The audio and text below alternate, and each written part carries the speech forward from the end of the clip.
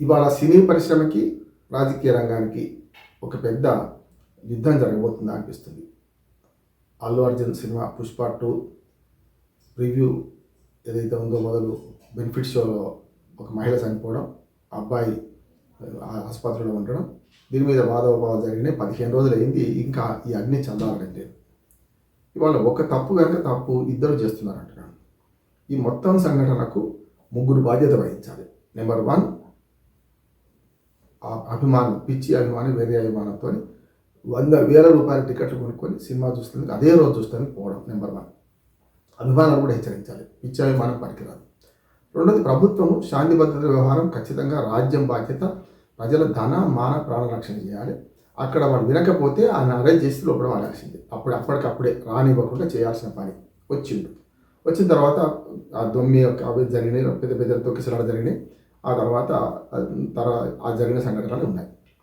తర్వాత ఈ 15 రోజులుగా వాళ్ళు పోలేదని వీళ్ళు పోలేదని వాళ్ళు, అంటే ఇప్పటిదాకా ఈ నిన్న అసెంబ్లీ సాక్షిగా రేవంత్ రెడ్డి గారు దీన్ని చెప్పేదాకా ఈ రాజకీయం సినిమా రంగాన్ని యుద్ధంగా భావించలేదు. కానీ యుద్ధం ముదురుతుంది, ఇది తుఫాను ముందు ప్రశాంతత నేను మొదటి చెప్తున్నాను.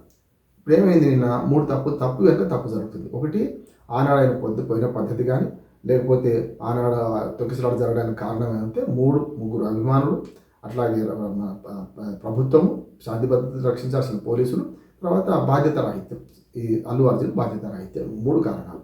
జరిగిన సంఘటన ఎవరు వెనుక తీసుకురారు. ₹1 కోటి ఇచ్చినా 2 కోట్లు ఇచ్చినా పోయిన ప్రాణం రాదు. ఆసుపత్రిలో ఉన్నవాడు రేపటికి టక్కున లేచి తిరిగాడు. కానీ ఇక్కడ జరుగుతున్నది ఏంటంటే, తప్పు మీద తప్పు జరుగుతుంది. వాళ్ళ అల్లు అర్జున్ మీద దాడిని ఏదైతే నేను పూర్తిగా ఖండిస్తున్నాను, తప్పు అంటున్నాను. ఎందుకు తప్పు అంటున్నానంటే, ఆ భౌతిక దాడి ఎప్పుడు కూడా ప్రజాస్వామ్యంలో కన్ను పన్ను ఉండొద్దు కూడా అంటున్నాను. తప్పు జరిగితే కోర్టు చూసుకుంటుంది, చట్టం తన పని చేసుకుంటుంది. అందుకని సెలబ్రిటీలకు చట్టం, రాజకీయ నాయకులకు చట్టం ఉండొద్దు, కరెక్టే. రేవంత్ రెడ్డి గారితోనే ఏకీపిస్తున్నా. కానీ ఆ చట్టం లేదు. కానీ ఇప్పుడు ఏమైందంటే, అటువంటి చట్టాలు అమలు అవుతున్నాయని అనిపిస్తుంది. కక్ష సాధింపు చర్యలు ఇట్లాంటివి జరుగుతున్నాయని మాకు అనిపిస్తుంది. ఇవాళ ఈ 2, అంటే అల్లు అర్జున్ గారి మీద ఎవరైతే దాడి జరిగిందో అక్కడ వాళ్ళకు ఆ ఇంటి మీద, దాంతో ఏమనిపిస్తుంది, కావాలని మరి ఈ రాజకీయ పార్టీలు ప్రోత్సహించి వారి మీద పంపుతున్నారా? ఇది తప్పే కదా. ఆయన ఓ తప్పు చేసిండు, బాధ్యత రాహిత్యం అంతవరకు, నిర్లక్ష్యము, నేరపూర్తి నిర్లక్ష్యము. దానికి కేసు అనుభవిస్తున్నాడు, కేసు పోయిండు, భద్రత బెయిల్ చేసుకున్నాడు, బెయిల్ చేసుకున్నాడు, జైలుకి పోయిండు, బెయిల్ వచ్చింది, ఇంటికి వచ్చిండు కదా. అప్పుడు దీన్ని మళ్ళీ ఆ ఇంటి మీద పోవడం ఏంటనే సమస్య వస్తుంది. దానికి కారణం కూడా ఆయన చేసుకునే స్వయంకృత తప్పడం. రెండోది, మొదలేమో ఆనాడు ఆ సంఘటన కారణం బాధ్యత రాహిత్యం, నేరపూర్తి నిర్లక్ష్యం అల్లు అర్జున్ది.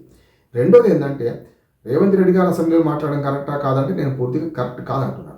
ఎందుకంటే ఫస్ట్ మళ్ళీ రేవంత్ రెడ్డి నుంచి మొదలైంది. ఒక ముఖ్యమంత్రిగా ఒక జరిగిన సంఘటన గురించి, చిన్న సంఘటన అంటున్నారు, దాన్ని చిన్న సంఘటన మనిషి మా ప్రాణం పోవడం చిన్న సంఘటన అనవచ్చు మీరు, అది కాదు. చిన్న సంఘటన ఎందుకంటున్నానంటే, అక్కడ ప్రాణం పోయింది, అది కాదు, కేసు అయింది. అసెంబ్లీ సాక్షిగా మాట్లాడాల్సిన అవసరం ఉందా? కోర్టులో కేసు నడుస్తున్నది, శాంతి భద్రతలకు సంబంధించిన హోంశాఖ మంత్రి ఆయన అసెంబ్లీ సాక్షిగా అడిగితే, అయ్యా కోర్టులో కేసు ఉంది, నేను మాట్లాడాలంటే అయిపోయింది. అక్బరుద్దీన్ అడిగింది, నేను మాట్లాడాల్సిన అవసరం లేకుండా అంటున్నాను. కానీ రెండోది ఏమైందంటే, అసెంబ్లీ సాక్షిగా ఆయన కొన్ని వివరాలు చెప్పిండు. అది సరే, దాన్ని సమర్థిద్దాం కొద్దిసేపటికి. చెప్పగానే దానికి వ్యతిరేకంగా ఈయన వచ్చి రేవంత్ రెడ్డి పేరు ఎక్కడ చెప్పలేదు. అందుకని అల్లు అర్జున్ మాట్లాడిన మాటలలో అసత్యాలున్నాయి, అర్ధసత్యాలున్నాయని మనకు అర్థమైంది. ఒక్కటి సత్యం ఏంటంటే, అర్ధసత్యం ఏంటంటే, కమిషనర్ నాకు చెప్పలేదు అంటున్నారు. మరి చెప్పిండా చెప్పలేదని కమిషనర్ సాక్ష్యంగా ఉండాలని మనం నిన్ననే మాట్లాడుకున్నాం. ఇవాళ మిగతాన్ని అసత్యాలు ఎందుకు అంటున్నానంటే, ఆ తర్వాత సీసీ ఫుటేజ్ వచ్చింది కదా. ఆయన ఏవైతే నిన్న అల్లు అర్జున్ గారు నిన్న ఏదైతే ప్రెస్ మీట్లో చెప్పారో అవన్నీ అబద్ధాలని తేలినాయి. ఎట్లా తేలినాయి అంటే, ఆ తేలినాయి కనుక దాడి చేయాలంటే దాడి చేస్తున్న కరెక్ట్ కాదు, ఎవరు చెప్పారు. కానీ ఎందుకు తేలినాయి, ఇట్లా తెలియదు చూద్దాం. ఒకటి, ఆయన తన భార్య పిల్లలతో పోయిండు, సినిమా చూస్తుంటే తెలిసింది. తెలియగానే నేను ఒక్కడిని వెళ్ళిపోయినా, భార్య పిల్లల్ని విడిచిపెట్టిపోతారా, ఇంత మనిషి చనిపోయిండు, నాకు ఉన్నంత ఏజ్ కొడుకున్నారు, అటువంటి చనిపోయినప్పుడు నేను అట్లా చూస్తానా, సినిమా చూస్తానా అని చెప్పాడు కదా.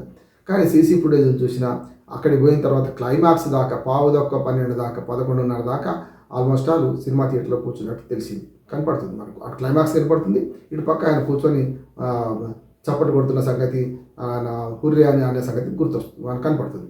అంటే వీడియో సాక్ష్యం అనేది మనం కాదనిలేం కదా. కమిషన్ వచ్చి చెప్పిండా చెప్పలేదా దానికి సాక్ష్యం దొరకడం కష్టం. ఎందుకంటే అక్కడ దాకా పోనీయలేదు కమిషనర్ అని రేవంత్ రెడ్డి చెప్తున్నారు, మన ప్రభుత్వం చెప్తుంది. అప్పుడు ఇక్కడ రేవంత్ రెడ్డి అసెంబ్లీలో మాట్లాడడం ఎంత తప్పో, సరే అవసరమైనప్పుడు మాట్లాడండి అనుకుందాం. దానికి ప్రతిగా వెంటనే ప్రెస్ మీట్ పెట్టి రేవంత్ రెడ్డి పేరు ప్రభుత్వం పేరు ఎక్కడ ప్రస్తావించకుండానే ఏవైతే తాను చెప్పిండో అవి అబద్ధమని తేలింది.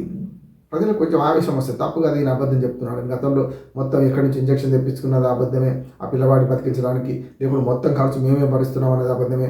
నిన్నటిదాకా రేపు కోమటిరెడ్డి వెంకటరెడ్డి స్పందించేదాకా ఇది కూడా కాలేదు, ఏం జరిగిందో మనకు తెలియదు.